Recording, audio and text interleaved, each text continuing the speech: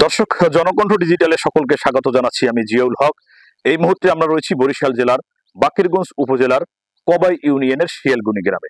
দর্শক, আপনারা যেখানে আমাকে দাঁড়ান দেখতেছেন, এটি মূলত কবাই ইউনিয়নের যে ভূমি অফিস রয়েছে, সেই ভূমি অফিসের সামনে থেকে কিন্তু আমরা সরাসরি আজকের জনকণ্ঠ ডিজিটালে আপনাদেরকে দেখাতে চাই যে ৭০ নং যে সরকারি প্রাথমিক বিদ্যালয়টি রয়েছে শিয়ালগুনি গ্রামে, সেই বিদ্যালয়টি কিন্তু চলতি বছরের মার্চ এপ্রিল মাসের দিকে নদীগর্ভে বিলীন হয়ে যায়। এরপর কিন্তু এই স্কুলের যে শিক্ষার্থীরা, তারা কিন্তু এই যে ভূমি অফিসে আশ্রয় নিয়েছেন এবং ভূমি অফিসের যে বারান্দায় বা খোলা মাঠে, সেখানে কিন্তু ৪ মাস যাবত তাদের যে শিক্ষা কার্যক্রম সেটি কিন্তু তারা চালিয়ে আসছে।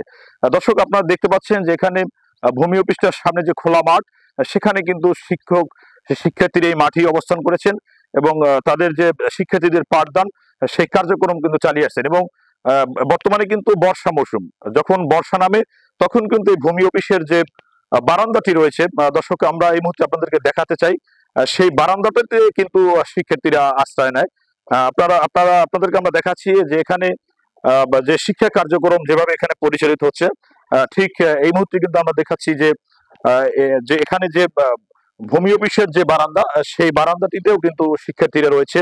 মূলত এই জায়গাতেও কিন্তু একেবারে স্বল্প পরিমাণ বারান্দাটা, মানে ভূমি অফিসের যে নিচতলা, এখানে কিন্তু জায়গা সংকট বিধায় এখানেও শিক্ষার্থীদের বসার স্থান না হওয়ায় বাহিরে কিন্তু তাদেরকে বসিয়ে যে শিক্ষা কার্যক্রম সেটি কিন্তু এখানে নেওয়া হচ্ছে।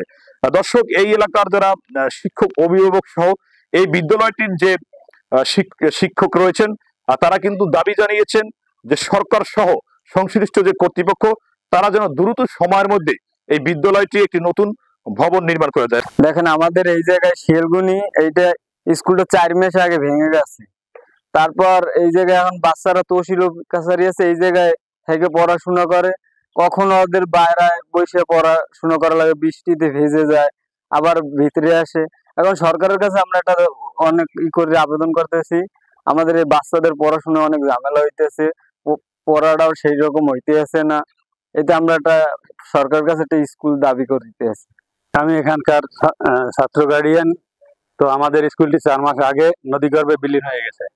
তো এখন বাচ্চাদের অনেক কষ্ট হয়। তারা কখনো ভূমি অফিসের নিচে, কখনো ভূমি অফিসের বাইরে খোলা জায়গা আছে মাঠ, সেখানে বসিয়া অনেক কষ্টে লেখাপড়া করে। তো সরকার আর আমাদের কোনো জমি জমাও নাই স্কুলের।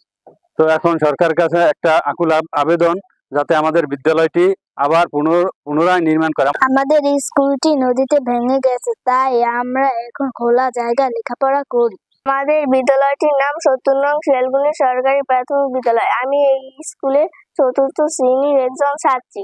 আমাদের স্কুলটি ৪ মাস আগে নদীতে ভেঙে গিয়েছে, তাই আমরা এখন কখনো কখনো রোদে পুড়ে ক্লাস করি, আবার কখনো কখনো ভূমি অফিসের নিচে ক্লাস করি।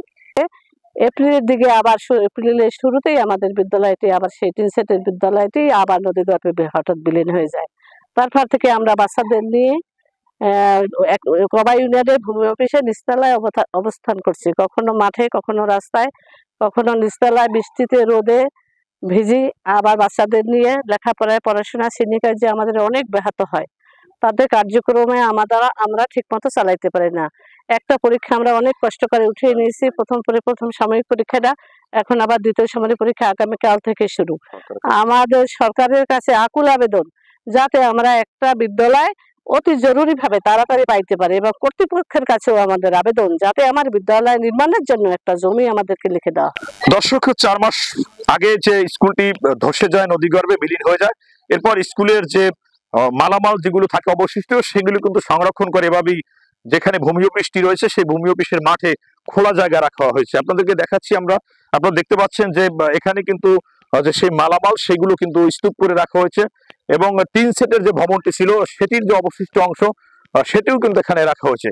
দর্শক, এই কিন্তু ছিল আজকের আমাদের যে বাকেরগঞ্জ উপজেলার কবাই ইউনিয়নের শিয়ালগুনি ৭০ নং যে সরকারি প্রাথমিক বিদ্যালয়ের যে চিত্র, সেটাই কিন্তু আমরা আজকে আপনাদের দেখানোর চেষ্টা করছি।